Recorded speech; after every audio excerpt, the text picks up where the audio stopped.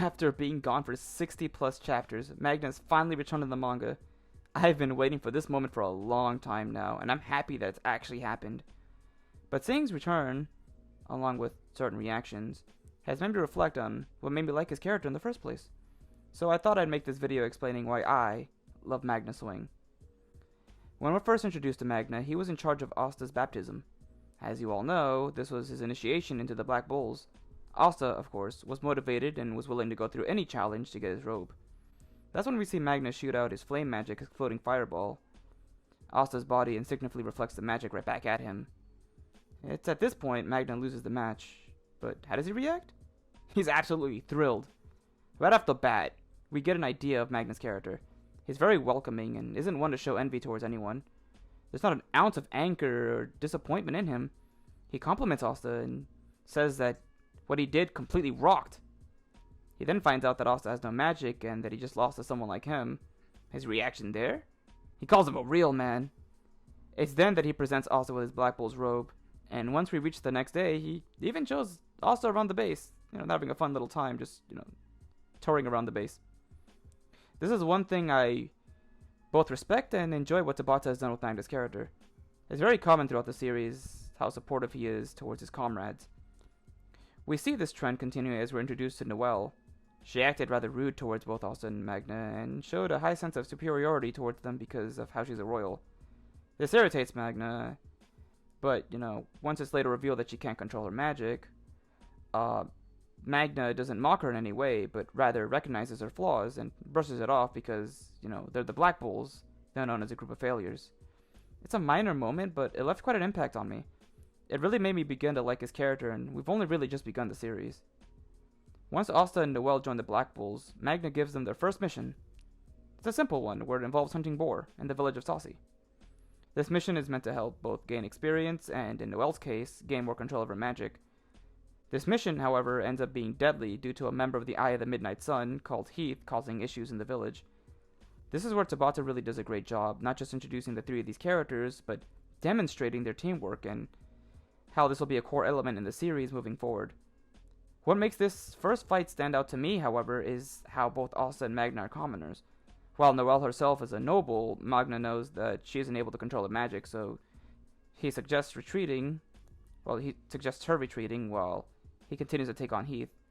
But things end up getting even deadlier when Asta ends up being taken down. Magna is nearly on the verge of giving up, but Asta stands back up and he continues to fight. Magna's reaction here is great. He laughs and brushes off his earlier thoughts. He's the superior, so he leaves Noelle in charge of protecting the villagers. That's where Magna releases a powerful spell to distract Heath long enough for Asta to attack from behind. It's all very clever in Tabata's part, and this ends up being a taste of what's to come. While I'm not here to discuss the teamwork aspects of the series, I think it's very important to bring it up now because I think Tabata did a wonderful job using Magna along with Noelle to demonstrate just how well teamwork is going to be used in the series. He showed what two commoners and a noble who can't even control their magic are capable of doing if they work very well together. This trend continues on with Magna later on as we continue to understand his rivalry with Luck. See, when we reach the Sea Temple arc, we learn more about Magna and Luck's relationship when they're fighting Vito. They weren't in the best of terms in the beginning, but they gradually started to get along. That's when Magna brings up how Luck has a great battle instinct. They're both commoners, but Luck has spent most of his life fighting, so his battle prowess exceeds his, but this only motivates him to get stronger. He wants them both to be equals, so he doesn't want to be left behind. This small little flashback sequence added a lot to their fight against Vito. They both gave it their all, but they were no match despite how well they worked together. And I think Tabata did a fantastic job here setting up something very special for Magna. If there's one thing I constantly hear all the time in regards to Magna's character, it's that he has no development. I completely disagree with this. I feel like we're just getting into the root of it. I feel as if Tabata's been planting up the seeds towards his development since the end of the Royal Knights exam. Now, allow me to explain why I believe this. The point of the Royal Knights exam was to test the Magic Knights in order to see which of them could become Royal Knights, and fight directly towards the Eye of the Midnight Sun. In the exams, Magna puts up a good fight, despite being paired up with Sol and Kirsch. We even see that he came close to breaking Asta's crystal, but he was too hot-headed for his own good. That combined with the lack of team synergy caused him to lose the match.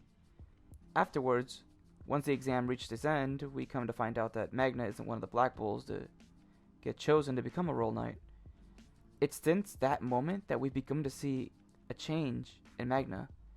He didn't make it in as a Roll Knight, but Luck did, which means that he's been left behind again. This is where I really enjoyed what the anime tried to do. They showed Magna training so that he can aim to be stronger, so that he can catch up to him again.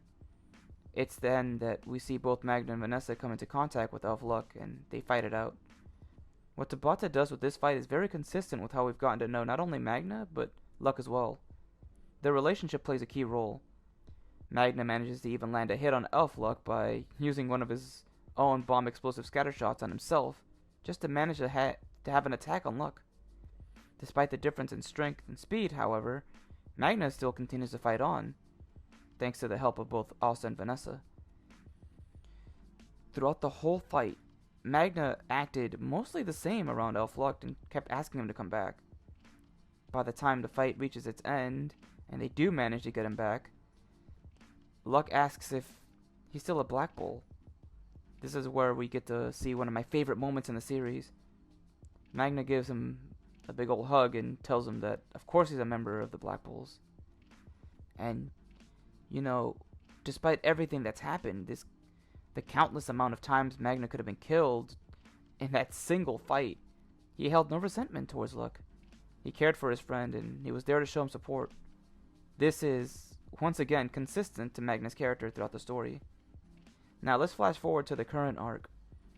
We know Magna, Luck, and Vanessa were sent out to scout the Diamond Kingdom, only to come across Xenon, who took down all the Diamond soldiers. Meanwhile, Asta's in the Heart Kingdom talking to Loro about having to train for 6 months for the upcoming threat from Spade. This is where I really like where the anime comes to play. I think this part here is important because we know Tabata had sent over ideas to the staff before it reached Spade. Here we see Magna plead with Yami to go to the Heart Kingdom to train with Luck. He knows that after everything that's happened up to that point, that Luck has surpassed him and that he's been left behind. He wants to get stronger, and he wants to catch up to him so they can be equals. Now, while Yami tells Magna that it's already been decided, Magna bows and he kindly requests to be one of the few that can go there. It's then Yami says that he's able to go, but he uses some very powerful words. What he tells him is, it's important not where you train, but rather how you train. These words are not only powerful, but it holds true, especially with what we know now. Because we find out that once Magna does reach the Heart Kingdom, with Luck, he struggles to create runes from natural mana. This is where Magna is told that his mana is too low, and that he's at stage 5 when he needed to be at least stage 3. While Luck himself it looks like he had a natural talent for being able to create runes. Magna then leaves and he says he'll get stronger on his own. While Asta did want to go after him, Luck tells him that he should leave him be. He says, quote, if he lets him stop this from getting stronger, it means that was all he was worth. Now, after being gone for so long, Magna's made his triumphant return. But before I go into my closing statements, I'd love to give a huge shout out to Buzzard, who came up with the idea of this collab. He even helped make edits to my thumbnail. We decided to make a video where one focuses on Magna and the other Zora, since they both recently returned in the manga. My video, of course, features Magna, but Buzzard's video focuses on Zora and why BC fans love him. So please go make sure to go watch his video and sub to his channel. I'll leave a link to it in the description below. Now, I'm really excited to not only see how much stronger Magna's gotten, but to see exactly how he's trained. We see him return with Zora, so we know that they've been training together this whole time. I feel like we're finally going to see the results of what I believe Tabata's been setting Magna up to be since the end of the Royal Knights exam. Now, I'm not saying this is going to lead him to be one of the most developed characters in the series, but I think he's truly set him up for something special.